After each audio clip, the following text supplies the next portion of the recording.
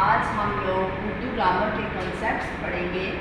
حرف اور لفظ، منہ سے نکلنے والی آوازوں کی جو نشانیاں ہوتی ہیں وہ حرف کہلاتی ہیں، یعنی ہم لوگ منہ سے جو لفظ ادا کرتے ہیں، جو الفاظ نکالتے ہیں، وہ ہمارے مختلف حروف مل کر جو ہے نا وہ ایک لفظ بناتے ہیں، پھر ہم لوگ اس کی ادائیگی کرتے ہیں۔ جیسے کہ آئن، لام، چھوٹی، یہ آئن اور لام بیسیکلی حروف تہجی کے ہیں۔ حروف تہجی کے یہ الفاظ ہم جب اکٹھے کسی کے ساتھ لکھ دیتے ہیں، ملا کر لکھتے ہیں، تو وہ ایک لفظ بنا دیتے ہیں۔ جیسے آئن، لام، چھوٹی مل کر علی بن گیا، کاف تے الف بے مل کر کتاب بن گیا۔ اور یہ ہمارے منہ سے جب الفاظ ادا ہوں گے تو وہ علی اور کتاب ہوں گے، جو کہ ہمارے لفظ ہوں گے۔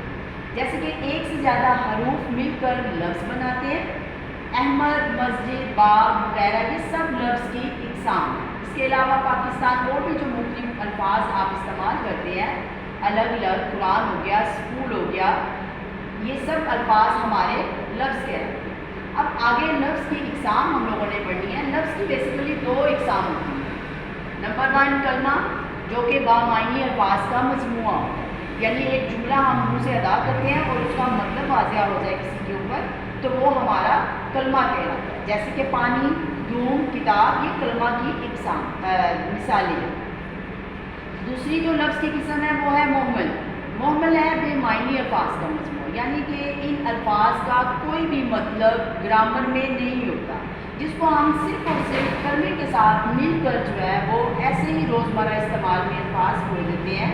جیسے کہ یہاں پہ کلمے کا جو لفظ تھا وہ ہے پانی، اور میں نے اس کے ساتھ بول دیا وانی، تو یہ پانی وانی دو لفظ تو ہو گئے، لیکن پانی کا تو مطلب سمجھ میں آتا ہے، لیکن وانی کا کوئی مطلب نہیں ہے، اور جن لفظوں کا کوئی مطلب واضح نہ ہو وہ ہمارے پاس محمل ہوتے ہیں۔ اسی طرح یہاں پہ ورڈ ہے دھوم۔ دھوم کا مطلب تو ہوتا ہے جو ہے نا وہ رونق وغیرہ، لیکن اس کے ساتھ اگر میں بول دیتی ہوں دھام، تو دھام کا کوئی مطلب نہیں ہے، بے معنی ہے، لہٰذا یہ محمل ہے۔ اسی طرح کتاب، اور اس کے ساتھ ورڈ بولتے ہیں ہم شتاب، تو کتاب کا تو مطلب واضح ہوتا ہے، کلمہ ہے، اور شتاب کا کوئی مطلب نہیں ہے، یہ محمل ہے۔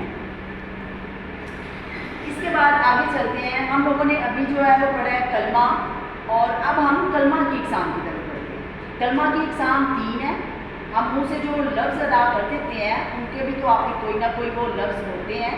جیسے کلمہ کی 3 اقسام میں ہیں اسم، فعل اور حرف۔ بیسیکلی یہ کلمہ جو بنتا ہے ان چیزوں کے اوپر مل کر وہ اسم، فعل اور حرف سے بنتا ہے۔ اسم وہ ہے جو کسی شخص، جگہ یا چیز کا نام ہے، جیسے کہ علی ہو گیا، قرآن پاک ہو گیا، اسکول، کتاب وغیرہ۔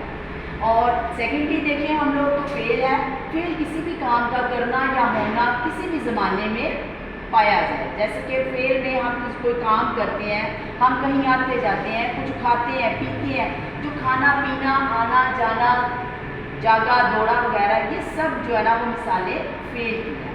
اب ایک جملے کو مکمل کرنے میں جو تیسرا کردار ادا کرتا ہے وہ ہے حرف۔ حرف وہ کلمہ ہوتا ہے جو اسم اور فعل کو جوڑنے کے لیے استعمال ہوتا ہے۔ اگر ہم ایک جملے میں اسم اور فعل کے ساتھ حرف نہیں ملائیں گے تو ہمارا جملہ نامکمل ہوگا۔ جیسے کہ حرف کی جو مثالیں ہیں وہ ہیں کا، کی، کے، کو، پر، سے، تک وغیرہ۔ یہ وہ الفاظ ہیں جو کسی جملے میں ہم استعمال جب تک نہیں کریں گے تو ہمارا جملہ مکمل نہیں ہوگا۔ آج کا جو ہمارا ٹاپک تھا وہ کلمہ کی اقسام تک تھا۔ امید ہے آپ لوگوں کو سمجھ میں آ گیا ہوگا۔ اس کو اچھے طریقے سے سمجھیے گا، اور اس کی مختلف ایگزامپلس جو ہے نا وہ اپنی نوٹ بک پہ لکھ کے تو سمجھنے کی کوشش بھی کیجیے گا۔ اللہ حافظ۔